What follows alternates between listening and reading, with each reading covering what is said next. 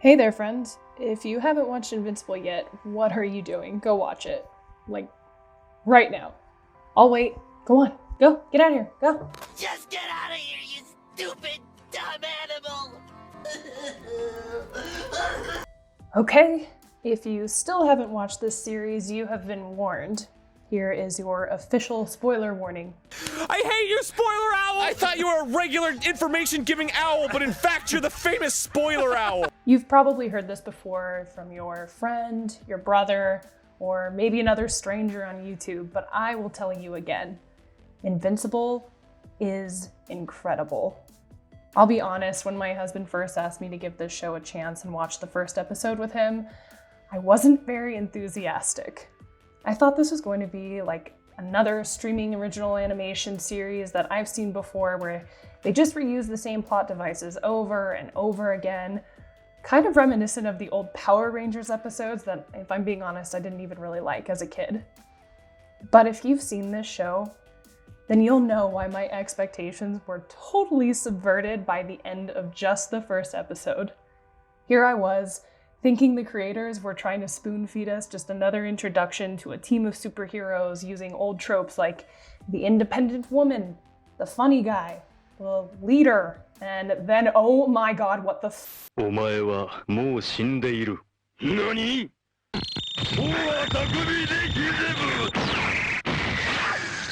？That fight between Omni-Man and the Guardians of the Globe was so unexpected and so brutal.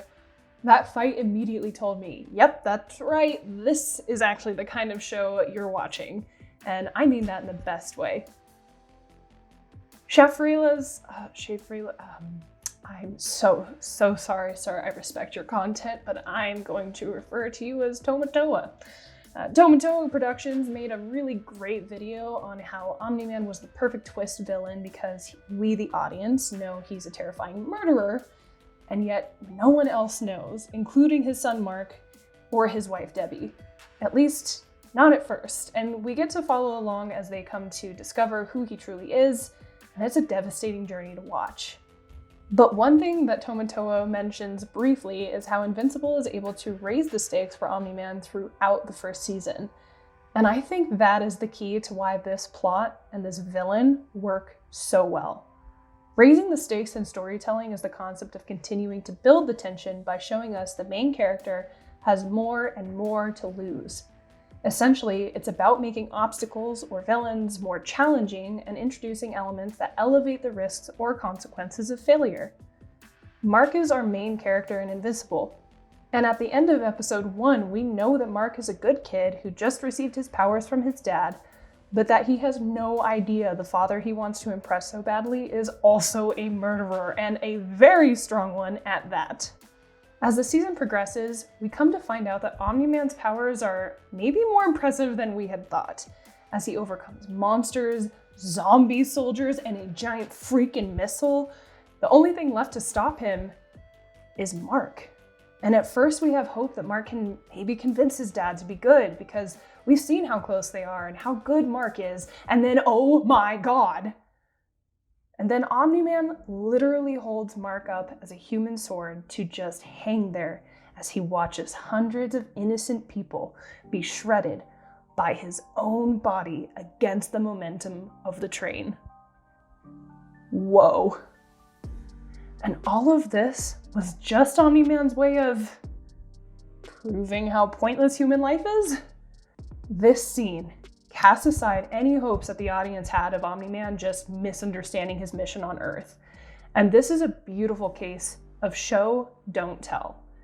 It's one thing for Omni-Man to tell us he doesn't have any regard for human life in some sort of trope of a villainous monologue.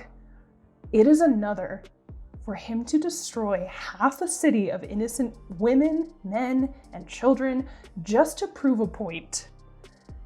And then, when all else fails to convince Mark to betray the human race, he resorts to absolutely beating the crap out of his son.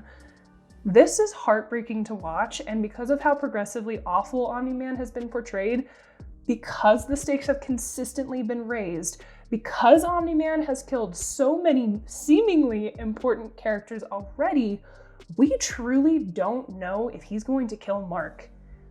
And then he has a flashback. This flashback of watching his son play baseball reveals that deep inside of Omni-Man, there is a shred of humanity that has rubbed off on him. And once again, we are shown, not told, that deep down, he truly loves his son. And against his Viltrumite instincts, he stops. He leaves Earth, and he sheds a tear as he does. Now, let's unpack that. Think, Mark!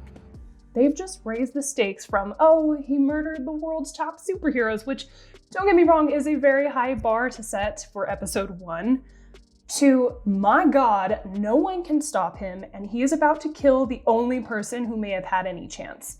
If the obvious solution is to either convince Omni-Man to value and protect human life, or to kill him, then the consequences of not doing so have just gone from eliminating the world's superhero forces to him enslaving the entire world to Viltrumite domination. You don't seem to understand. Earth isn't yours to conquer. That is why this season worked so well.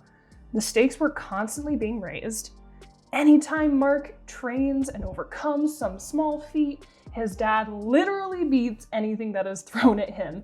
Thus, Mark's improvements are pathetic in comparison to how unstoppable his father is.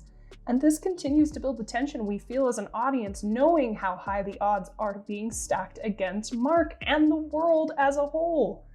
In fact, Mark's superhero name and the name of the show are a bit ironic in that compared to Omni-Man, Mark is clearly quite fragile. And when comparing Mark's physical superiority to the rest of the human race and other superheroes, it really puts into perspective what little humans can do to defend themselves against Omni-Man without Mark. Even the opening title supports the idea of constantly raising the stakes and adding tension to the plot, as more and more blood splatter appears on the title card, representing the building violence and dread that's coming.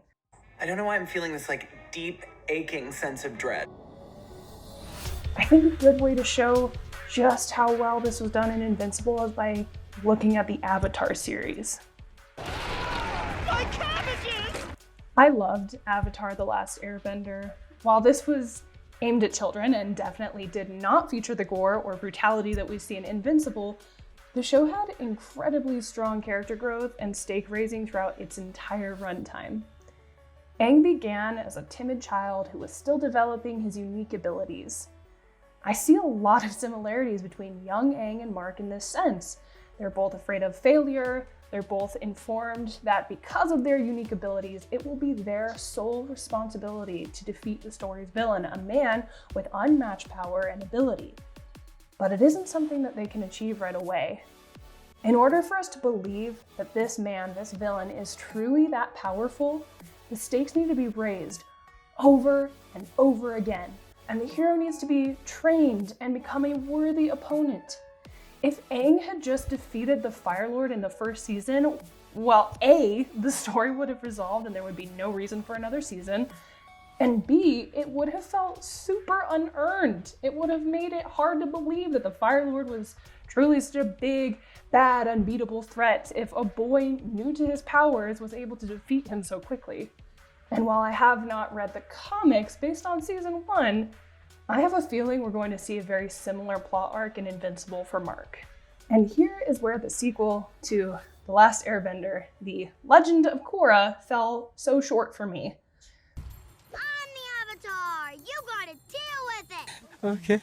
While it isn't a requirement for a series to have the same villain throughout every season, in fact, that could become quite boring and repetitive if drawn out for too long. Walking Dead, I'm looking at you. I'm sorry. Please don't be mad at me, I'm sorry. It is a requirement that the stakes keep being raised every season. My issue with Korra was that it felt like every season was written separately, whereas The Last Airbender seemed to have a plan fully fleshed out before they even began working on the first episode. Korra undergoes very little substantial growth. I have mastered airbending. Punch, punch, punch!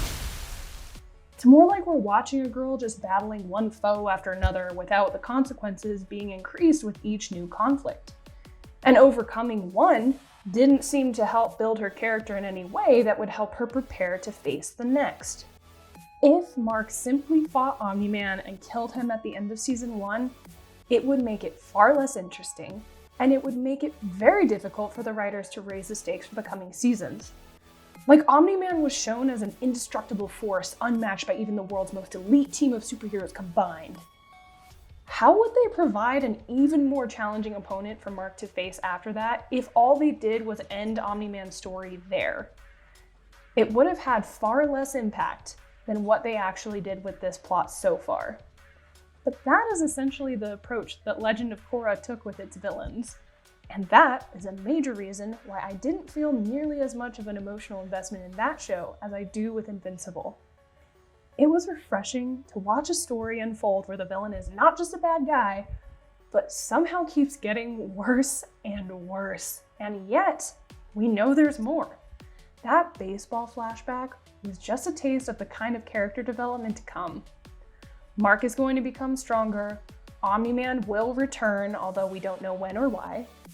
I even have an idea that Debbie's role is going to continue to evolve. And of course, I haven't even mentioned the side plot that involved the robot and the new Guardians of the Globe. Even though we were given a heartbreaking and epic conclusion to season 1, we were still left with plenty of questions and tension to build off of. Anyway, thank you so much for watching. This has been Courtney and Company, where I'm Courtney, and I want to thank you for keeping me company. Bye!